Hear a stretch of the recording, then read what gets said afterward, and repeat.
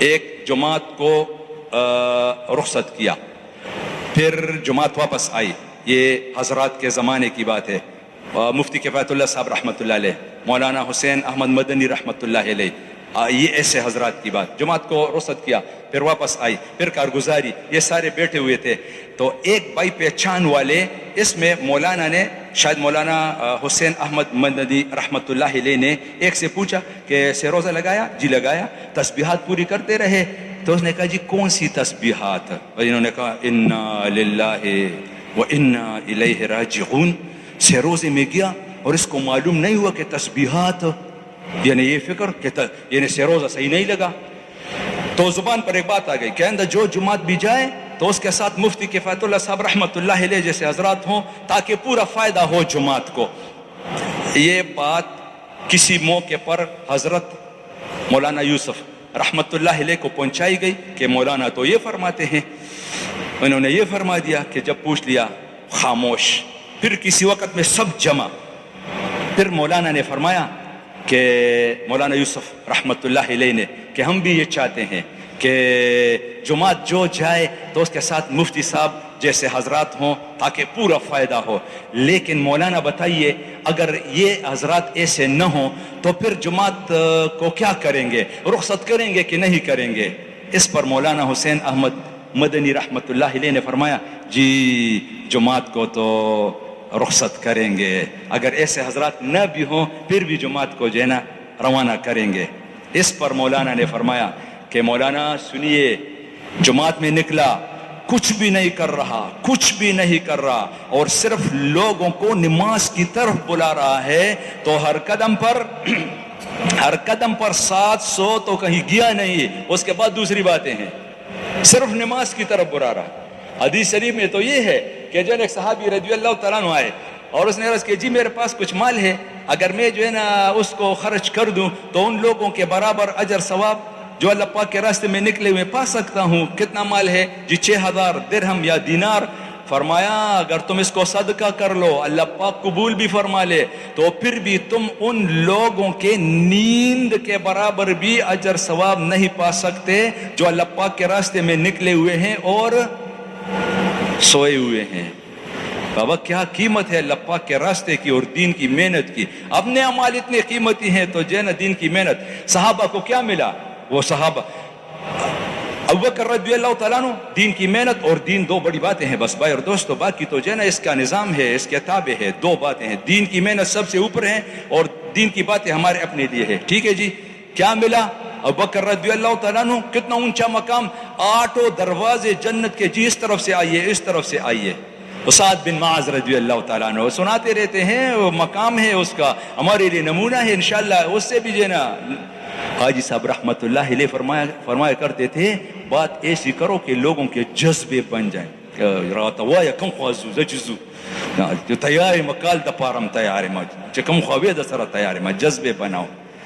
تو سعد بن معاذ رضی اللہ تعالیٰ 5 سال صرف مسلمان رہے ہیں. اس کے بعد وفات پا گئے. جب ایمان لے تو 5 سال، بس 5 سال کیا عرصہ. لیکن مقام کیا ملا؟ جب وفات پا گئے تو اللہ پاک کا عرش بھی جھوم اٹھا. اس زنگے دلو دا اللہ پاک عرشم داغ دا مرگ پا خوشحالی کیا کم مقام دے. فرشتہ راغلا خبر ورکل نبی علیہ السلام تا سوک وفات شروع. آسمان والے آج جو ہے نا خوشیاں منا رہے ہیں کون وفات پا گیا. پھر خبر دے دی کہ جو ہے نا سعد بن معاذ رضی اللہ تعالیٰ عنہ حضور صلی اللہ علیہ وسلم روانہ ہوئے اور جو ہے نا صحابہ ان کے پیچھے.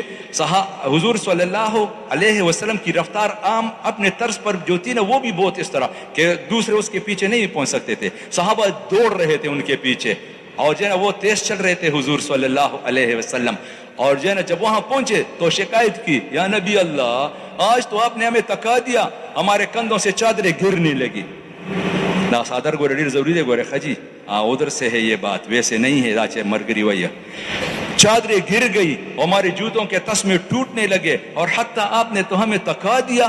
شکایت. حضور صلی اللہ علیہ وسلم نے فرمایا اے میرے صحابہ میرے ساتھ خوف ڈر کہ ایسا نہ ہو کہ ہم تاخیر سے پہنچے اور ہمارے سے پہلے فرشتے آ کر ان کو غسل نہ دیں حنظلہ رضی اللہ تعالیٰ عنہ کی طرح کہ اس کو فرشتوں نے غسل دیا تھا اور ہم محروم نہ ہو جاوے، اس لیے جلدی.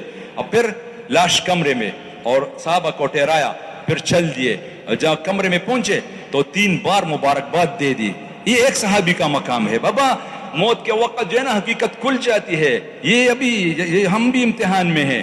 آپ محنت کیجئے اور پھر دیکھ لیجئے کہ موت کے وقت کیا ملتا ہے. انشاءاللہ جس بندے کو موت کے وقت مبارک کلمہ نصیب ہو جائے، رنگ چمکنے لگے اور خوشی کا منظر دیکھے اور موت کی سختی آسان ہو جائے اور قبر میں رکھے، تو پھر کیا؟ پھر اعلان، جنت کا لباس اس کو پہنا دو اور جنت کا بستر اس کے لیے بچھا دو اور جنت کی طرف کھڑکی اس کے لیے کھول دو. شروع.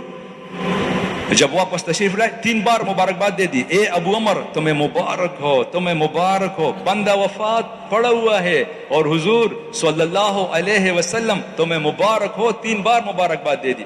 اور اس کے بعد جب واپس تشریف لائے تو صحابہ نے عرض کیا، جی آپ تو ایسے چل رہے تھے کہ کسی کے کندھوں کو پلانگ رہے تھے، ہم نے کسی کو دیکھا نہیں. صحابہ کسی چیز کو نہیں چھوڑتے تھے، پوچھتے تھے. تو فرمایا کہ خدا کی قسم آج 70,000 فرشتے ایسے اترے ہیں زمین پر جنہوں نے پہلے کبھی بھی زمین پر قدم نہیں رکھا. ایسے فرشتے اترے ہیں جنازے میں شرکت کے لیے. اور میں جب کمرے میں پہنچا تو کمرہ بھرا ہوا تھا فرشتوں سے، اور مجھے تب جگہ ملی جب ایک فرشتے نے اپنے 2 پروں میں سے اپنے ایک پر کو سمیٹ لیا، پھر مجھے جگہ ملی. اور جب جنازہ اٹھایا گیا تو بہت ہلکا، بالکل وزن نہیں.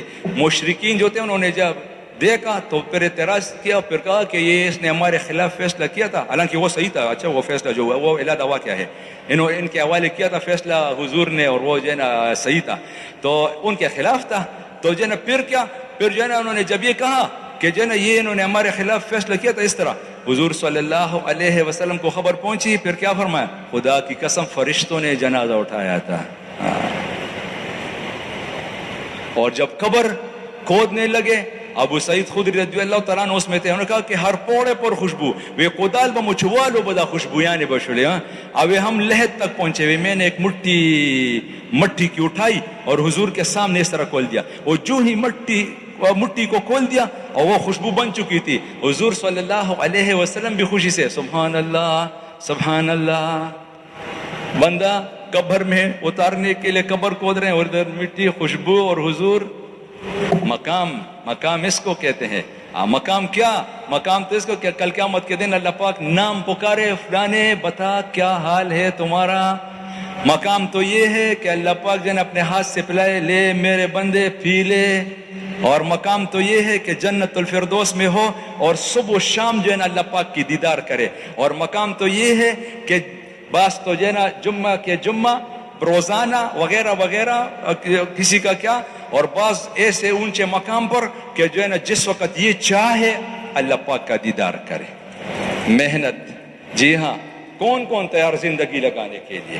ہمیں کچھ نہیں آتا، ہم تو بس محنت کے لیے کہ بقایا زندگی لگ جاوے. آج صاحب اکثر فرمایا کرتے تھے، ہم جب پہنچے وہاں پہلی میں کیا معلوم تبلیغ کیا ہے، ابھی بھی معلوم نہیں ہے کہ تبلیغ کیا. تبلیغ کہاں؟ جی ہاں، نبیوں والا کام، حضور صلی اللہ علیہ وسلم والا کام ہم تو بگاڑنے والے ہیں. جی ہاں، مولانا یوسف رحمۃ اللہ علیہ سے ایک میواتی بابا نے کہا، مولانا یوسف آپ تو ابھی بہت بڑے بزرگ بن گئے، آپ بہت بڑے بزرگ. میاں جی میں بزرگ نہیں. نہیں آپ بہت بڑے بزرگ. میں نے کہا یہ کام بزرگ ہے. مولانا نے اس کو بتایا.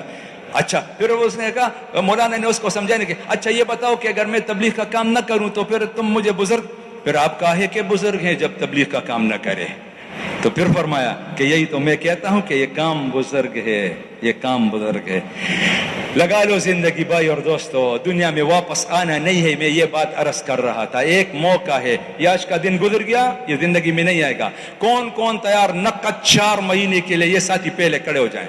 4 مہینے کے لیے جی اپنی جگہ پر کھڑے ہو جائیں. 4 مہینے کے لیے نقد.